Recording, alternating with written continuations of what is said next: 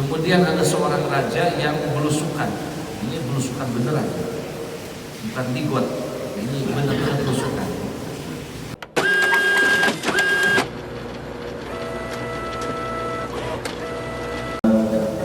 Wassalatu wassalamu ala Rasulillah Sayyidina Muhammadin ibn Abdillah wa ala alihi wa sahbihi wa man walah. Wala hawla wala quwwata illa billah, amma ba'da. Para jamaah kaum muslimin rahimahumullah, pertama-tama marilah kita panjatkan puji dan syukur kehadirat Allah yang Maha Ghafur. Salawat dan salam semoga tetap terlimpah curahkan kepada baginda Nabi Muhammad sallallahu alaihi wasallam, para keluarga, para sahabat, para tabi'in, asbab tabi'in, malah mudah-mudahan sampai kepada kita sekalian selaku umatnya, amin ya rabbal alamin. Alhamdulillah, pada kesempatan yang mulia ini kita sekalian bisa berkumpul kembali di tempat yang dimuliakan Allah Subhanahu wa taala.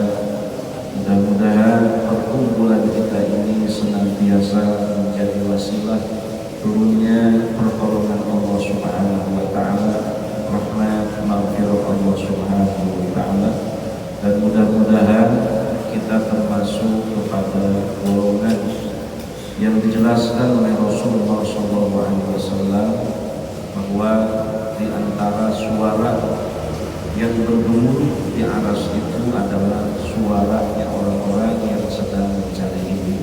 Amin ya rabbal alamin.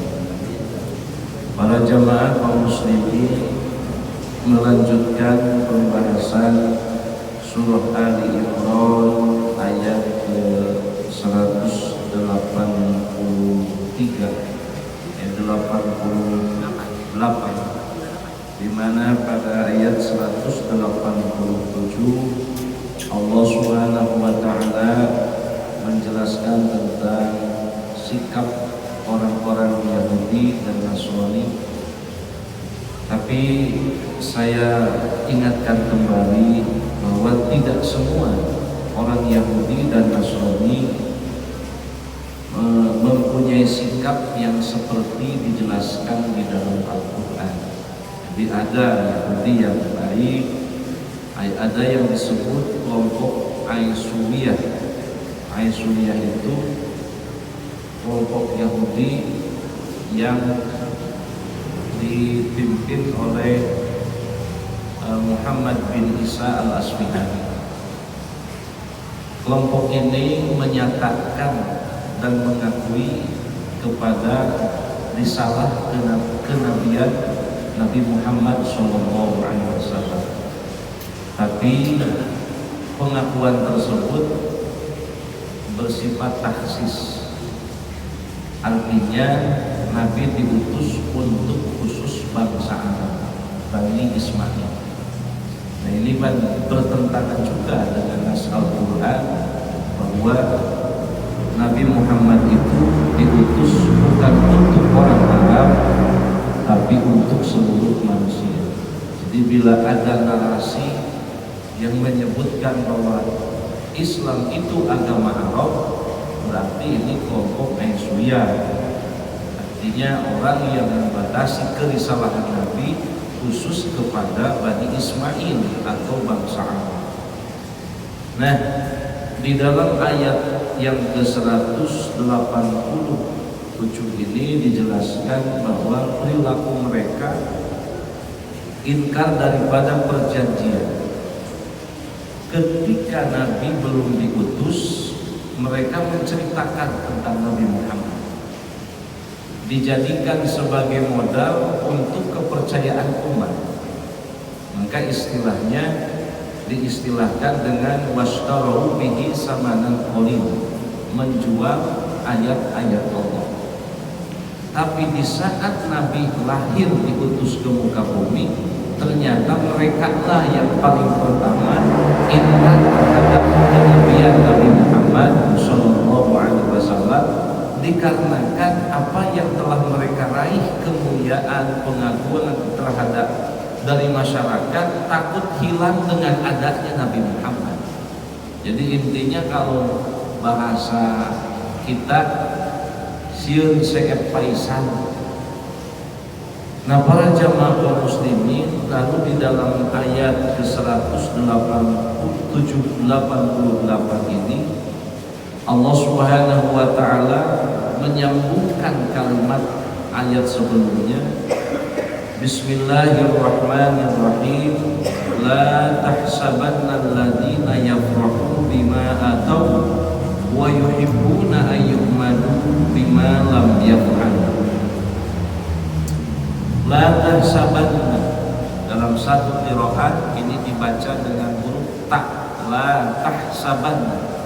Jadi ketika dibaca la tahsabanna berarti objeknya adalah orang yang ada di depan, berarti artinya kalian. Tapi kalau dibaca la yahsabanna berarti merujuk kepada ayat sebelumnya. La tahsabanna alladhina yafrahu. Ini di dalam Quran ini biasa ada pergantian dari dhamir ghaib kepada dhamir mukhatab. Tujuannya dinamakan dalam ilmu balaghah dengan nama iltifat. Apa tujuan iltifat itu? Untuk meminimalisir kebosanan orang membaca Quran. Jadi kalau hum tidak hum semuanya, ada pindah menjadi dhamir mutakalim. Itu untuk menghindar daripada kebosanan. Ini kebiasaan di dalam Al-Quran. La tahsabanna, janganlah kalian mempunyai prasangka alladzina yafrahu bima ataw, kepada orang-orang yang merasa gembira dengan apa yang telah Allah datangkan kepada mereka, wa yuhibbuna ayyuhmadu bima lam yaf'alu. Mereka cinta dan suka dipuji dengan sesuatu yang tidak mereka kerjakan. Nah, ini termasuk kepada kita. Jangan pernah merasa bahagia dengan sesuatu yang tidak kita kerjakan. Imam Ahmad bin Hanbal, beliau mempunyai kebiasaan sholat sunnah itu 500 rakaat setiap hari. Makanya ulama salafus saleh itu demikian akhlaknya, jauh dengan kita. Sholat 500 rakaat per hari. Konon pada satu hari ada tetangganya yang memperhatikan dari celah rumahnya, sengaja ingin melihat apa yang dilakukan oleh Ahmad bin Hanbal sehari-harinya. Ternyata beliau sholat. Kemudian orang tersebut memberikan informasi kepada masyarakat bahwa Ahmad bin Hanbal selalu melakukan sholat 1000 rakaat setiap hari. Jadi hitungan orang itu 1000. Berita tersebut kemudian menyebar di kalangan masyarakat sehingga sampai kembali kepada Imam Ahmad bin Hanbal. Apa kata beliau? Saya ingin supaya prasangka masyarakat kepada saya itu benar. Sebab saya tidak mungkin bahagia dengan sesuatu yang tidak saya lakukan. Maka saat ini pula saya akan melakukan sholat sunat sehari 1000 rakaat.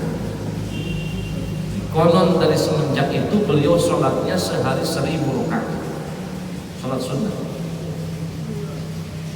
Sehingga di dalam hadis Rasulullah SAW, man idda'a da'watan kadhibatan liyatakassara biha wa lam yazidhullah illa qillatan.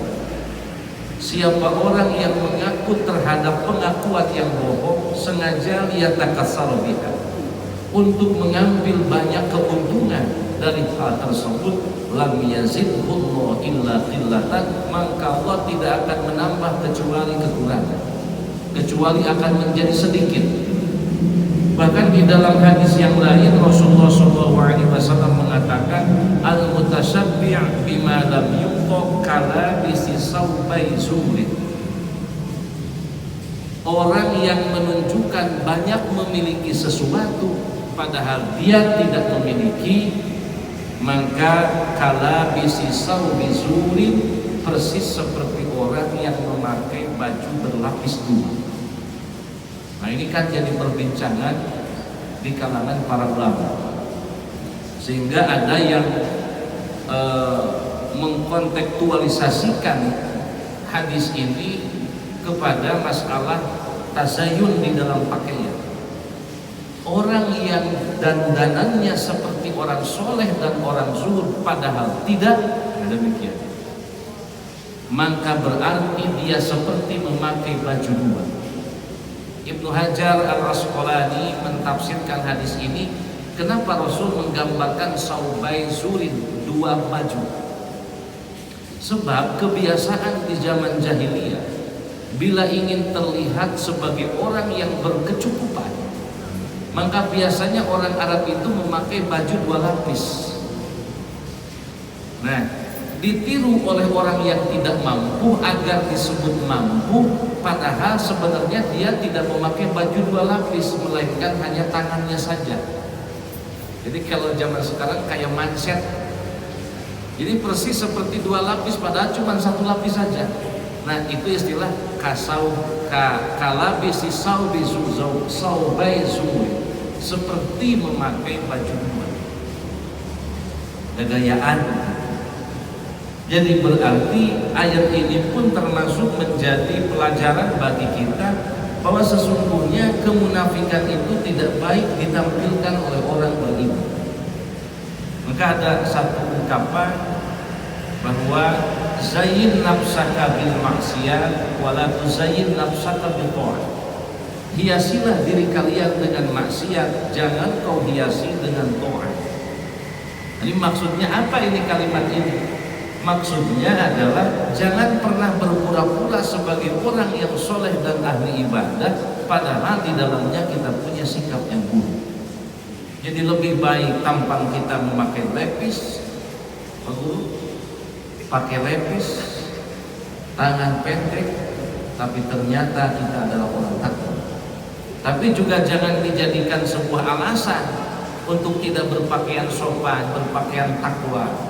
Pakaian takwa itu kan koko itu bahasa Cina, mustaqnya dari takwa.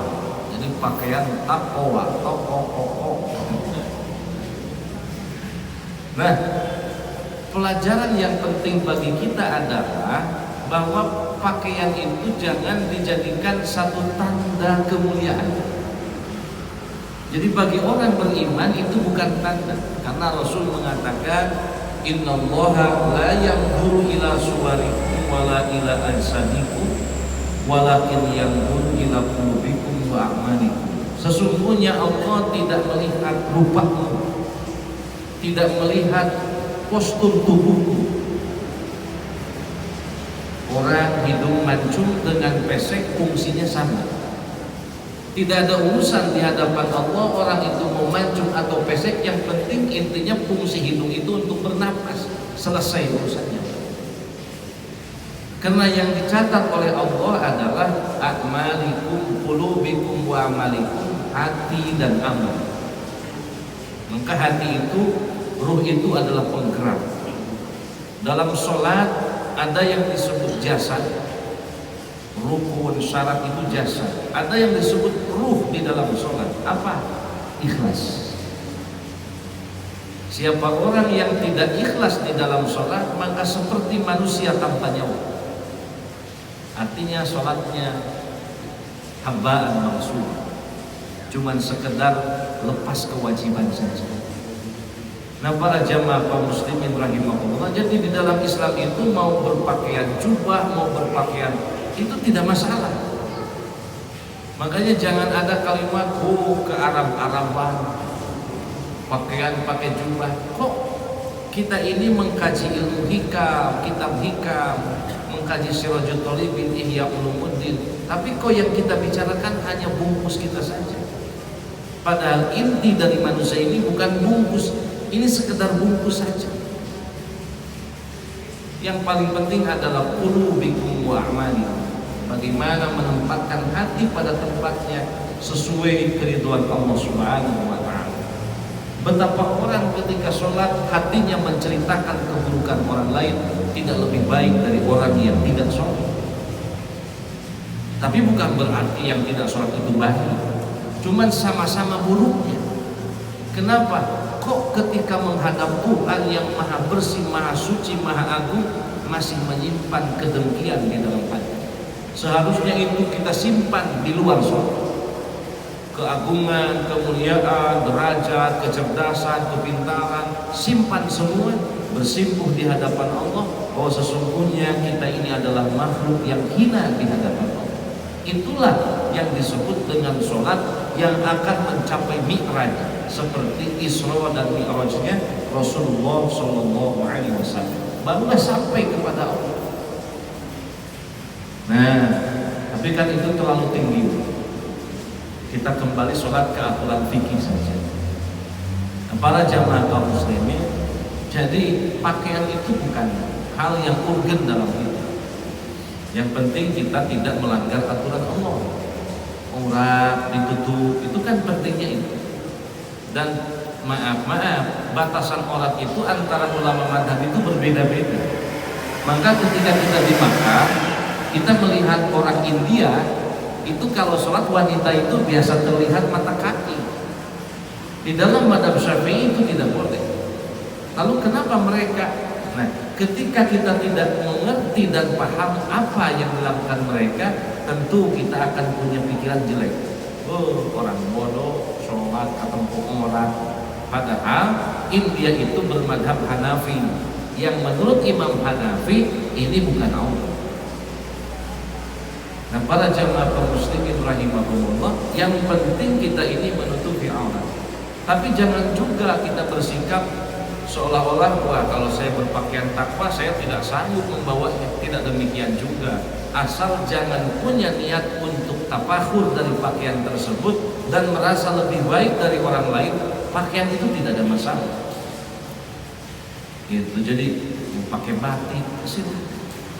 Paling dalam sholat kan bagusnya pakai pakaian yang tidak bercorak, yang tidak bergaris, agar tidak mengganggu konsentrasi orang. Apalagi kalau di belakangnya ada coblos PPP, wah bahaya. Mengganggu kawas-kawas partai itu, mengganggu kekhusyuan sholat orang lain kan gitu. Yang penting kan ya bagusnya putih, tentukan sunnah juga. Rasul mengatakan ilbasu min siyabikumul bayan, pakailah pakaian yang putih, wa kafinu mautakum, kemudian bungkuslah orang meninggal dengan yang putih. Itu kan perintah bukan wajib. Orang meninggal boleh saja dibungkus pakai kain hitam, tidak masalah. Cuman jangan kaget kalau nanti bangun. Bangun untuk apa ya? Melihat tombenya mana? Karena bungkusnya. Nah, kalau orang yang suka mengata-ngatakan NKRI harga mati, NKRI harga mati, kayaknya meninggalnya pakai batik. Karena batik itu produk Indonesia. Jadi intinya itu bercanda saja bahwa pakaian itu tidak bermasalah. Maka Allah menjelaskan, la tahsabanna alladzina yafrahu bima atau wa yuhibbuna ayyuhmadu bima lam yaf'al. Jangan pernah kalian berprasangka terhadap orang-orang yang bahagia dengan apa pemberian Allah dan mencintai untuk dipuji oleh orang lain sedangkan dia tidak mengerjakan hal tersebut. Jadi kalau kita disangka baik oleh orang lain, laksanakan prasangka tersebut agar kegembiraan kita ini tidak menjadi dosa dan siksa. Wah, ini orang kayaknya ahli ibadah. Kenapa jenggotnya panjang? Kemudian tersenyum terus, pakaiannya jubah putih, pakai udeng, pakai surban, bawa tasbih 3 meter. Nah, kalau disangka seperti itu, laksanakan apa sangkaan orang tersebut. Kalau begitu saya akan memperbaiki diri. saya kenapa kalau berpakaian itu seperti ini? Sebenarnya bukan apa-apa, saya hanya menjaga sikap saya saja.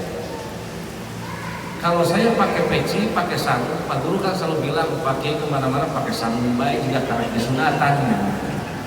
Padahal tujuan saya ini hanya untuk menjaga sikap saya. Masa iya sih saya pakai sarung godain cewek di jalan, kan begitu? Karena saya pakai sarung ini untuk menjaga sikap saya saja. Beda dengan kita berpenampilan tidak seperti itu. Kita kan punya kebebasan.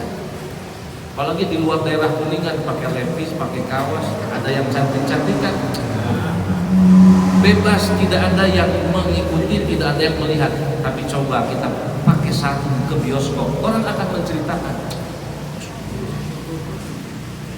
Para jamaah kaum muslimin rahimahumullah, bagaimana pertanyaannya, bagaimana kalau kita disangka buruk oleh orang lain? Maka dalam ilmu tasawuf sebaik-baiknya orang adalah orang baik yang disangka buruk. Sebaik-baiknya orang adalah orang baik disangka buruk. Uwais Al-Qarni itu adalah seorang tabi'in yang dinas dalam hadis sebagai terbaik dari kalangan tabi'in. Jadi ketika bicara orang terbaik di tabi'in, Uwais Al-Qarni. Beliau pernah ingin bertemu Rasul, tapi karena ada janji dengan ibunya, dia tidak menunggu Rasul. Dia pulang. Makanya sampai akhir hayatnya dia tidak pernah bertemu dengan Rasulullah SAW. Kenapa? Dia tahu ibu itu kewajiban kepada Rasul ini sekedar ziarah. Ketika beliau meninggal dunia, masyarakat kan memandang dia orang gila, orang yang hina, tidak punya derajat apapun, sehingga dipandang sebelah mata oleh tetangganya. Tapi ketika dia meninggal, banyak orang yang mengurus kafan dan mayitnya itu orang-orang yang tidak dikenal. Ketika dikuburkan, banyak orang yang menguburkan tidak dikenal oleh masyarakat, tapi begitu banyak. Sehingga kata para ulama, siapa mereka? Malaikat. Jadi Uwais Al-Qarni adalah orang yang diurus jenazahnya oleh malaikat dan dikuburkan oleh para malaikat. Maka dikatakan Uwais Al-Qarni itu adalah orang yang tidak terkenal di bumi, tapi terkenal di langit, di kalangan para malaikat. Jadi orang baik itu orang yang tidak kelihatan kebaikan. Satu cerita lagi. Jadi di zaman dahulu ada seorang yang suka masuk ke diskotik, ke rumah prostitusi, rumah jual beli wanita. Itu rutin tiap malam masuk. Sehingga ketika meninggal dunia tidak ada satupun masyarakat yang mau mengurus jenazah, tergeletak di gang rumah orang lain, tidak ada satu. Kemudian ada seorang raja yang belusukan, ini belusukan beneran, bukan digot, ini benar-benar belusukan. Nah, ada seorang raja yang belusukan melihat mayat, waduh, ini mayat siapa? Tidak ada yang ngurus. Lalu kata raja, biar saya urus, diangkat. Kata pengawalnya, raja, maaf, biar saya aja yang mengangkat. Tidak, ini rakyat saya yang harus angkat. Diangkat, diantarkan, ditanyakan rumahnya di mana. Lalu masuklah ke dalam satu rumah. Di sana ada seorang wanita, istri dari mayat tersebut. Lalu ditanya, hei, kenapa suamimu tidak ada yang mau mengurus? Jawaban istrinya, karena suami saya itu tukang membeli arak dan tukang membeli wanita, sehingga masyarakat di sini jijik melihat suami saya. Lalu bertanya, lalu kenapa suamimu diangkat mayatnya oleh saya sebagai seorang raja? Apakah ada kebaikan suamimu? Kata istrinya, ya raja, sebenarnya suami saya itu pernah berkata kepada saya bahwa nanti ketika saya meninggal dunia, orang yang akan mengangkat jenazah saya itu seorang raja. Kagetkan rajanya, ini punya amal apa orang tersebut? Lalu dijelaskan oleh si wanita, sesungguhnya suami saya datang ke tempat minuman itu bukan untuk diminum, tapi setiap malam membawa uang membeli minuman lalu dibuang, dan kemudian pergi ke rumah bordil dan membayar wanita, kamu saya bayar malam sekarang pulang, kamu jangan menjadi wanita tunasusila lagi. Jadi setiap malamnya menasihati orang, mengeluarkan orang dari rumah prostitusi, bukan digunakan untuk dia, bukan. Ternyata orang tersebut adalah orang baik yang orang tidak banyak mengetahui. Makanya kata raja, demi Allah suamimu adalah seorang aulia Allah. Ini jadi bisa nggak kita kan seringnya pengen demo terus. Kalau sholat mah bapak putih tahajud kan seringnya begitu. Tapi ya nggak apa-apa juga sih kalau untuk menyemangati istri gitu. Jadi kalau sholat pengen kelihatan orang, itulah nafsu-nafsu manusia. Tapi biarlah itu menjadi kekurangan.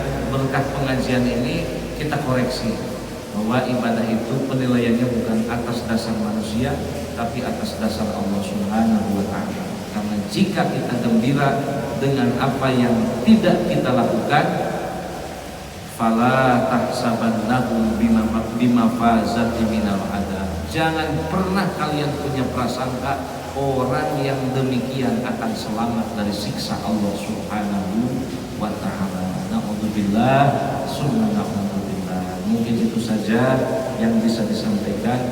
Mudah-mudahan bermanfaat untuk saya pribadi, untuk jamaah sekalian. Mohon maaf atas segala kekurangan dan kelebihan. Assalamualaikum warahmatullahi wabarakatuh.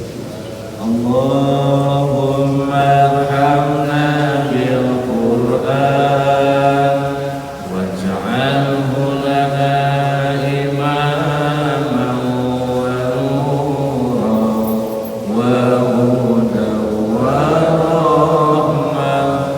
Allahumma dzakirna